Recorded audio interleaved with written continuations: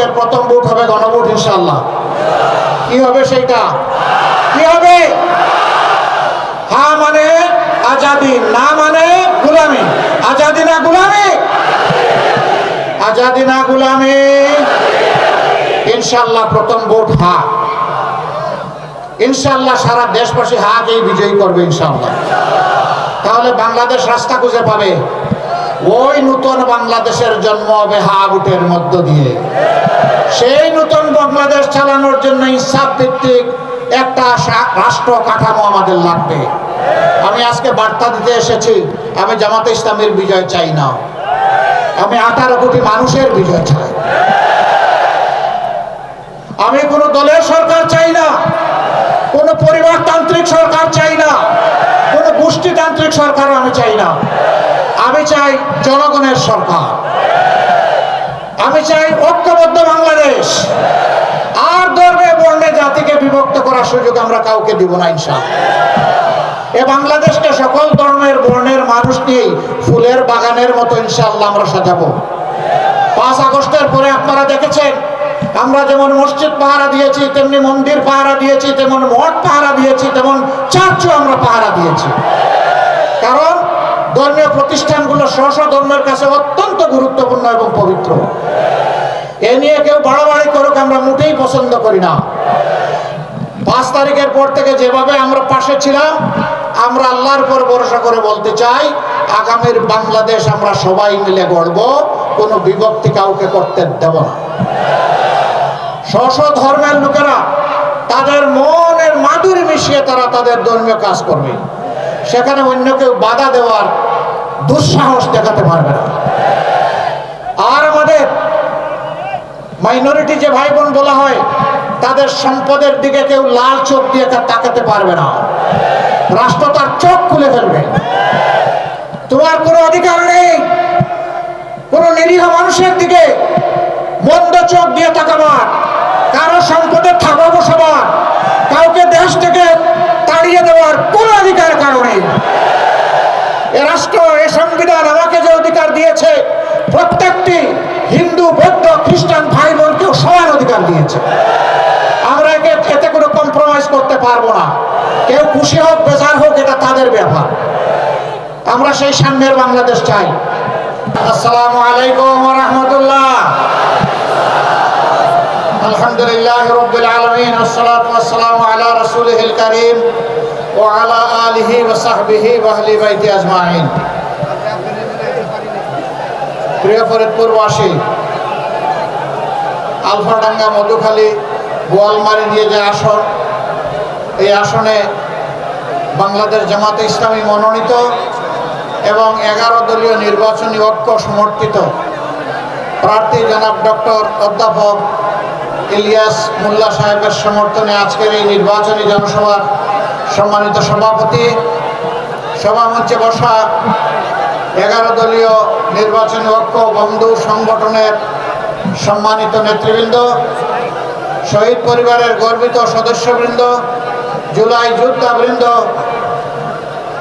বোয়ালমারী আপামর জনগণ, শৃঙ্খলার দায়িত্বে নিয়োজিত রাষ্ট্রের বিভিন্ন বাহিনীর সম্মানিত সদস্যবৃন্দ এবং সাংবাদিক বন্ধুগণ, আমি আল্লাহ তাআলার শুকরিয়া আদায় করছি। জাতির প্রয়োজনে এক ঐতিহাসিক মুহূর্তে আজকে আমাদের এখানে আসা। আল্লাহ তাআলা তৌফিক দিয়েছেন, এই জন্য মহান মাবুদের দরবারে শুকরিয়া আলহামদুলিল্লাহ। বাংলাদেশ এক এক করে 54 বছর পার করেছে তার স্বাধীনতার পর। এ জাতির আশা আকাঙ্ক্ষা, উন্নয়ন, অগ্রগতি, মানসম্মত শিক্ষা, মানসম্মত স্বাস্থ্যসেবা, আইন শৃঙ্খলা পরিস্থিতি, সমাজে ন্যায় বিচার প্রতিষ্ঠা, আমাদের ছেলেমেয়েদের হাতে উপযুক্ত কাজ, অনেক আকাঙ্ক্ষাই আমাদের পূরণ হয়নি। বিশেষ করে গত 15.5 বছরে আমরা বিভিন্নভাবে ক্ষতিগ্রস্ত হয়েছি। বলা যায় একটা ধ্বংসস্তূপের উপর দাঁড়িয়ে আগামী 12 তারিখ আমাদেরকে মুক্তির হাতছানি দিচ্ছে। 54 বছরে যেই রাজনীতিতে পালাবদল করে অনেকেই চেষ্টা করেছেন, আমরা কারো আন্তরিকতার উপর কোনো প্রশ্ন উত্থাপন করতে চাই না। তারা তাদের যোগ্যতা, আন্তরিকতা দিয়ে যেটুকু পেরেছেন বাংলাদেশ এবং তার জনগণকে দিয়েছেন। কি দিয়েছেন, কি দিতে পারেননি, তার সব কিছুর সাক্ষী দেশের 18 কোটি মানুষ।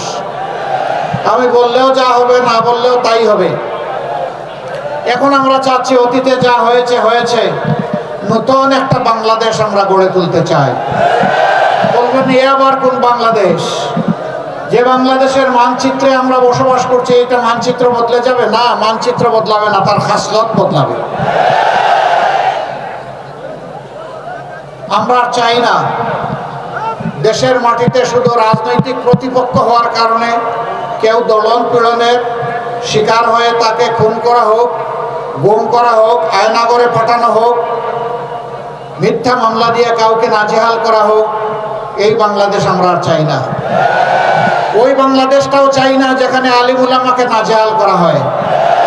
ওই বাংলাদেশটাও চাই না যেখানে বিভিন্ন সংখ্যালঘু সম্প্রদায়ের ভাই বোনদের উপর নির্যাতন করা হয়। আমরা ওই বাংলাদেশটাও চাই না যেখানে হাজার হাজার লাখো লাখো শিক্ষিত বেকার যুবকের মিছিল হয়। ওই বাংলাদেশও আমরা চাই না যেই বাংলাদেশে বিচার অর্থের বিনিময়ে বিক্রি কিনে হয়। ওই বাংলাদেশ আমরা চাই না যার পকেটের জোর নেই, যার বাহুতে বল নেই, যার গোষ্ঠীর বল নাই অথবা দলীয় শক্তি নাই, তার কোনো বিচার নাই। ওই বাংলাদেশ চাই না। ওই বাংলাদেশ চাই না শিশু জন্ম নেওয়ার পরে শুধু গরিবের ঘরে জন্ম নিয়েছে এই কারণে তার শিক্ষা দীক্ষার কোনো ব্যবস্থা হবে না, সেই বাংলাদেশ চাই না। বরঞ্চ গরিবের ঘর থেকে বের হওয়া মেধাবী সন্তানের তার মেধার বিকাশ করে আগামীতে সে হবে বাংলাদেশের প্রধানমন্ত্রী, সেই বাংলাদেশ চাই। প্রিয় ফরিদপুরবাসী, আমরা ওই বাংলাদেশটাও চাই না যারা রাজনীতি করতে গিয়ে জনগণের সম্পদের আমানতদারি রক্ষা করতে পারেন না, বরঞ্চ দেশের সম্পদ বিদেশে পাচার করে নিজেদের জন্য বেগমপাড়া তৈরি করেন, সিঙ্গাপুর তৈরি করেন, কানাডা তৈরি করেন, সেই বাংলাদেশও চাই না। ওই বাংলাদেশটাও চাই না যেই বাংলাদেশ 54 বছর পরেও শির দ্বারা সোজা করে মাথা উঁচু করে দাঁড়াতে পারে না বিশ্বের দরবারে। বিশ্বের দরবারে মাথা উঁচু করে দাঁড়ানো একটা বাংলাদেশ চাই। ওই বাংলাদেশ চাই যেই বাংলাদেশে আমার মায়ের সম্পদ, ইজ্জত এবং জীবনের উপর আর কেউ কোনো হামলা করার দুঃসাহস দেখাবে না। ওই বাংলাদেশটা আমরা চাই যেখানে রাষ্ট্রের সমস্ত কর্মকর্তা কর্মচারী জনগণের জন্য নিবেদিত প্রাণ হয়ে কাজ করবেন, কোন জালিমের কোনো প্রেসার বা ছাপের তোয়াক্কা করবেন না।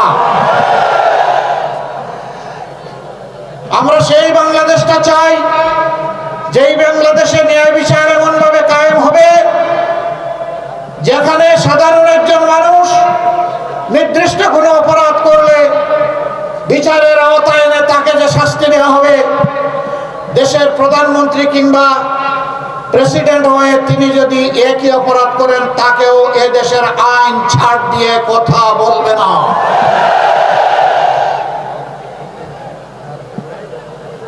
আমরা এই বাংলাদেশে, নতুন বাংলাদেশে আমাদের যুবক ভাই বোনদের হাতে বেকার ভাতা তুলে দিয়ে অপমান করতে চাই না। 24 জুলাই দাবি তুলেছিল আমার মেধার স্বীকৃতি দাও, আমার হাতে আমার কাজ তুলে দাও। আমরা সেই মেধা ভিত্তিক, ইনসাফ ভিত্তিক, দল মত ধর্মের ঊর্ধ্বে উঠে যে যুবক যুবতীর যেটা পাওনা, যে কাজের ন্যায্যতা রয়েছে তার হাতে সেই কাজ তুলে দিতে চাই। আমরা ওই বাংলাদেশটা করতে চাই নির্বাচিত হওয়ার পর শ্বশুর বাড়ির সম্পদ বাড়বে না। আমাদের দেশে এটা একটা অদ্ভুত কালচার। নেতা হওয়ার আগে, নির্বাচিত হওয়ার আগে তেমন কোনো সম্পদ থাকে না। যেই নেতা হলো, নির্বাচিত হলো, লাফিয়ে লাফিয়ে রফ রফ করে শ্বশুর বাড়ির সম্পদ বাড়ে।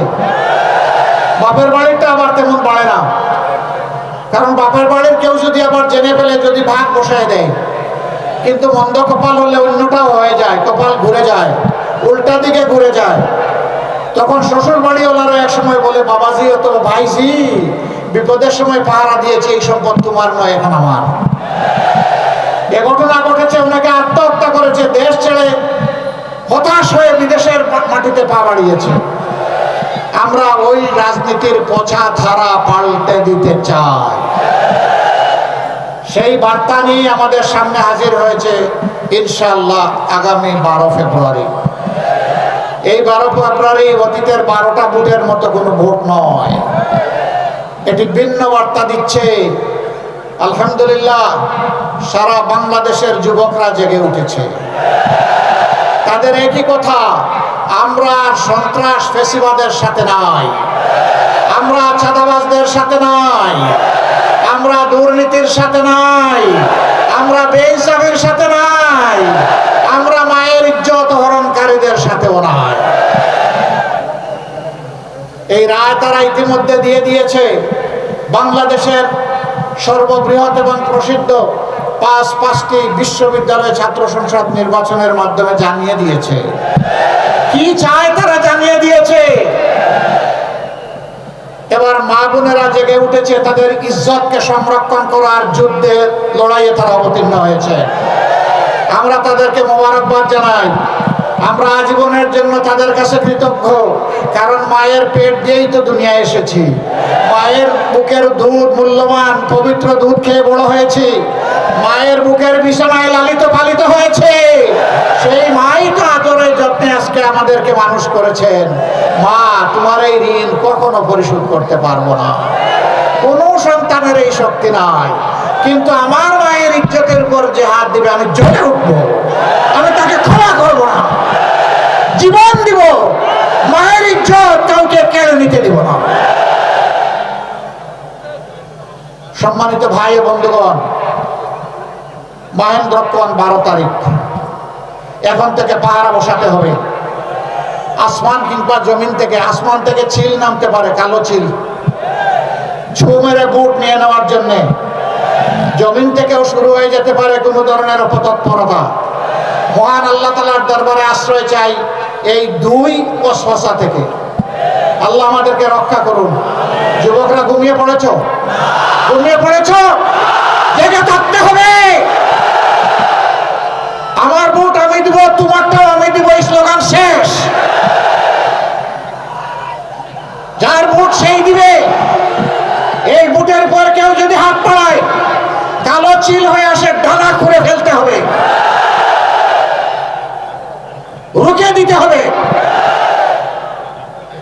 কোনো কিছু আবার তাইরে নাইরে বরদাস্ত করা হবে না। জনগণের ভোটের মাধ্যমে যে নির্বাচিত হবে, আমরা দেহ মন প্রাণ সব কিছু উজাড় করে তাদেরকে অভিনন্দন জানাবো। এর বাইরে গিয়ে কোনো কিছু আমরা মেনে নেব না, ইনশাআল্লাহ। ফরিদুর রশিদ ঠিক আছেন তো? শেখ ফরিদ সাহেবের এলাকার মানুষ, ইনশাআল্লাহ। বহু এলাকার অনেক সমস্যা রয়েছে, আমরা কথা দিচ্ছি। মহান আল্লাহ রাব্বুল আলামিন জাতির আমানতের বোঝা যদি আমাদের ঘাড়ে রাখেন, তাহলে ইনশাআল্লাহ আমরা আপনাদের সাথে বেইনসাফি করব না। এখানে যাকে আমরা দিয়েছি, আমাদের জানামতো অত্যন্ত দক্ষ অভিজ্ঞ একজন ভালো মানুষকে আমরা উপহার দিয়েছি ক্যান্ডিডেট হিসাবে।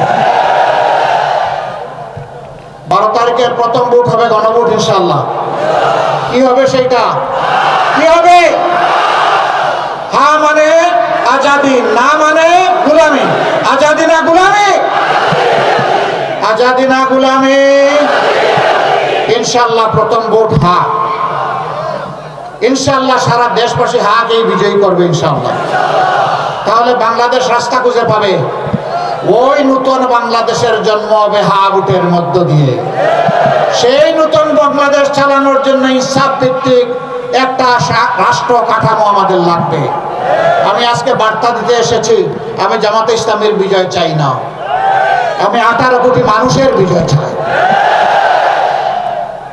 আমি কোনো দলের সরকার চাই না, কোনো পরিবারতান্ত্রিক সরকার চাই না, কোনো গোষ্ঠীতান্ত্রিক সরকারও আমি চাই না। আমি চাই জনগণের সরকার।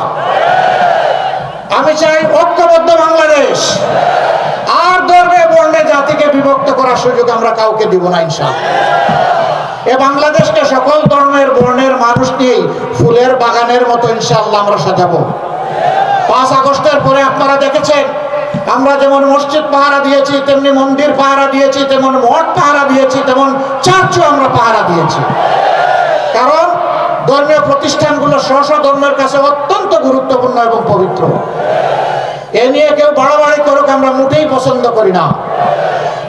5 তারিখের পর থেকে যেভাবে আমরা পাশে ছিলাম, আমরা আল্লাহর উপর ভরসা করে বলতে চাই, আগামীর বাংলাদেশ আমরা সবাই মিলে গড়ব, কোনো বিভক্তি কাউকে করতে দেব না। স্ব ধর্মের লোকেরা তাদের মনের মাধুরী মিশিয়ে তারা তাদের ধর্মীয় কাজ করবে, সেখানে অন্য কেউ বাধা দেওয়ার দুঃসাহস দেখাতে পারবে না।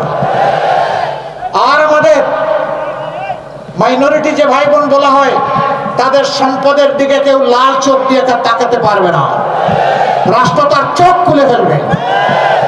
তোমার কোনো অধিকার নেই কোন নিরীহ মানুষের দিকে মন্দ চোখ দিয়ে তাকাবার, কারো সম্পদের থাকা বসাবার, কাউকে দেশ থেকে তাড়িয়ে দেওয়ার কোন অধিকার কারো নেই।